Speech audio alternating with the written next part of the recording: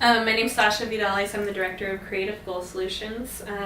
We provide DSA services, which are group community integration services focused around recreation and volunteerism so that people are integrated in their communities.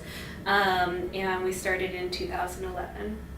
I've been in social services about 15 years, and about 11 of those years were focused on intellectual and developmental disabilities. Bachelor's in psychology and then MBA in organizational behavior. We work with a huge range of people. So we work with people who have significant moderate behavioral issues or significant communication and mobility needs, all the way to people who just need some light support to develop their social skills and navigate the community. So it's a pretty broad range of the support needs that they have. We do work with about 5 people who are from the county referred, county referred, or they transferred from brokerage to county. For the K plan, there was a lot more flexibility. One of those is directly tied to the new monthly and sometimes weekly caps in funding. So whereas before we had an annual amount of funding that somebody could use, now it's either monthly and for a few cases a weekly cap on hours. Yeah. And so, the reality is people's needs fluctuate throughout the year and more so like throughout their lifetime, and so it's to me much more flexible and much more appropriate to the real life to be able to support people a lot sometimes in their lives and back out when they're more independent. Most specifically, that's impacted our skills training. So if we're working with anyone on housing or budgeting or different things that might be kind of front loaded, it's really hard. It's around express and billing and just record keeping. We've hired an administrative assistant, so it's increased our payroll by 13%. I'm also doing a lot more administrative tasks, so a larger portion of my job is administrative, whereas before my job was program development, and I got to work with customers before. That's affected our capacity development. So I've been in business 5 years. The first 3 years I grew every single year.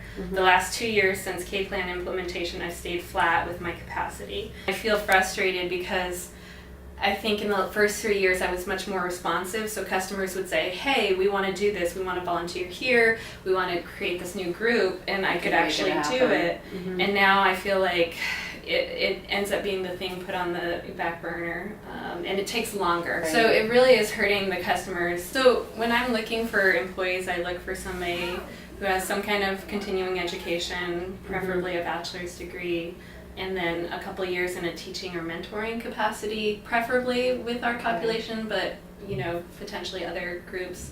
And 5 years ago, when I posted an ad on Craigslist, I would get 50 qualified applicants. Oh wow. Now I get 4. I think what the state needs to know is that my response is going to be to shrink capacity, because I'm not going to hire people who aren't great at this job. I think part of the issue too with combining that category of independent contractors and domestic employees into both being PSWs is that the field has wanted to go in this direction of support and teaching over caregiving, and now we're saying it's all the same thing. So and it's not all caregiving. Before it was much more of a team effort, but now that personal agents are also experiencing this huge administrative burden, they just don't have time to collaborate with us the way they did 2 or 3 years ago. And we had a customer who lost one of their parents, and we learned about it 3 months later because that person didn't articulate it to us.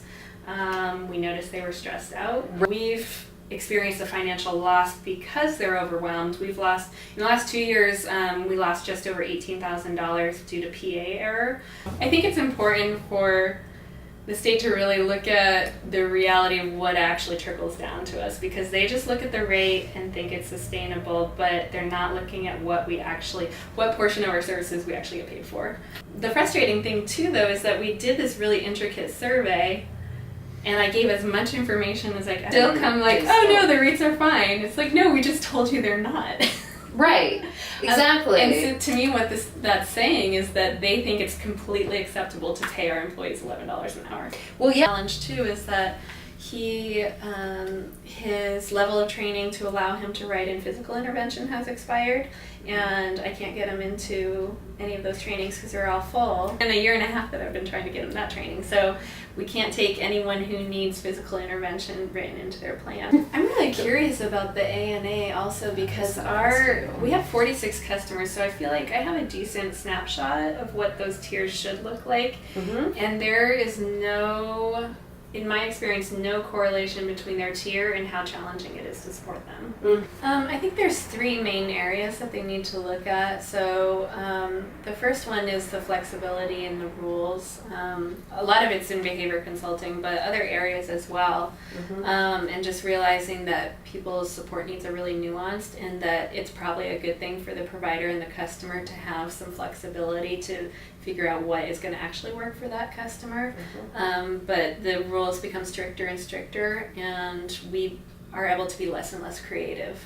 Right. I mean, another is addressing the huge administrative burden, and a lot of that is just their information technology systems that are so antiquated that they take forever to use. Then just the actual rate needs to reflect that work that we're doing. I mean, I want to be able to pay my employees at least $15 an hour because that's completely appropriate for the work that they do, and I hesitate to say 15 because I think they deserve more. They're all professionals. They got their bachelor's degree or their education. A lot of them have master's degrees because they want to be doing this work, and it takes that experience to do it right, in my opinion. Irony of being in social services and having employees who can qualify for public assistance is like, it's just, the state can either pay it via their wage or they're going to end up paying it because they qualify for OHP and food benefits.